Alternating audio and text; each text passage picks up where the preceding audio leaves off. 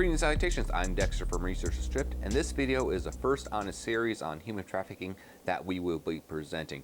This episode will hopefully serve both as an introduction to the subject and give you a view on how we will be covering the topic from here on out. So, why human trafficking? Here at Researcher Stripped, we cover the sex industry, and for now mostly focused on exotic dancing and the related fields.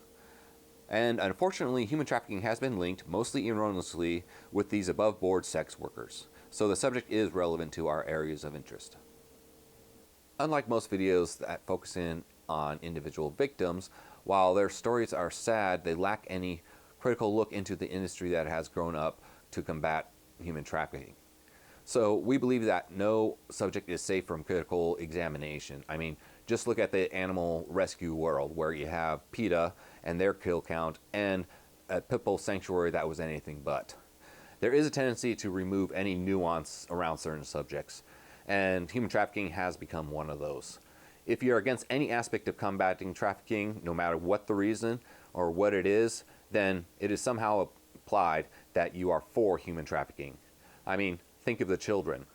This might be attributed to that fact that human trafficking has become a moral panic. And the definition of that word, moral panic, from oxfordreference.com is this: a mass movement based on the false or exaggerated perception that some cultural behavior or group of people is dangerously deviant and poses a threat to society's values and interests. Moral panics are generally fueled by media coverage on social issues. Several examples would be historically Salem witch trials, or more recently from the 80s, the daycare satanic ritual abuse, or even more recent than that, the controversy surrounding violence in video games. It is a good rule of thumb that if something is covered extensively from only one point of view and without any opposing viewpoints allowed, then it might be a form of moral panic. Most moral panics are only labeled such years after the incident has occurred and after dangerous laws have already been passed. I mean, war on drugs, anyone? Speaking of the war on drugs, without any opposition, government overreach becomes a problem. Using human trafficking investigation as an excuse, law enforcement can use it as a tool to attack socially deviant industries. Not only do they need an actual victim, just look into the Stormy Daniels versus Columbus Police Department, or wait until later when we will be going into detail on that subject in another video. They might use it to bypass your rights or to create an overly broad laws that are open to abuse. Look at Backpage.com. Another thought is that combating human trafficking is a profitable enterprise. Local law enforcement agencies can receive federal funding, and the use of those federal agencies' personnel, logistics, and infrastructure in their investigations. There are frequent headline-grabbing multi-agency sting and raid operations, but then there is no follow-up detailing convictions or actual victim numbers. Also, to my cynical mind, there is an abundance of nonprofits that receive funding to combat human trafficking or assist victims of the trafficking, but they have very little accountability as to their results. And if a company's money train is somehow tied to how serious a problem it is there a possibility of them exaggerating the problem or changing the definitions to encompass more victims? So, as part of this series, we will be looking into these nonprofits with a critical eye and hopefully finding the ones that are actually having an impact that we can support. Before we move on, I guess I must state this: we at Research Stripped are against sex trafficking and human trafficking, and it must be combated.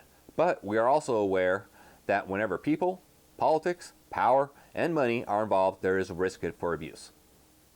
Now let's begin the groundwork for this series by starting with the definition of terms we will be using, so you know exactly what we are talking about. How would you guys define a woman? There is no certain definition of a woman. Strong, independent, free. Anybody who identifies himself with the term a woman. Strong-willed, independent, just succeeding in life, trying their best. Submissive. As we cover more terms, an updated list will be available on our website at researcherstrip.com. So let's start with trafficking. Trafficking, the act of buying or selling usually illegal goods. Please note that there is nothing about transporting or crossing of state lines. Human trafficking, the business of inducing a person to perform labor or engage in sexual activity through force, fraud, or coercion. In order to have human trafficking, there must be force, fraud, or coercion. And again, no mention of crossing of state lines. Sex trafficking, the illegal business of recruiting, harboring, transporting, or obtaining or providing a person, and especially a minor, for the purposes of sex. For adults, force, fraud, or coercion must be proved. But for anyone else under 18, then it is just the recruiting, harboring, transporting, obtaining, or providing that needs to be proven. We'll end this video with a little thought experiment. Are there any moral panics that are happening right now that you might have bought into, dear viewer? And with that, goodbye.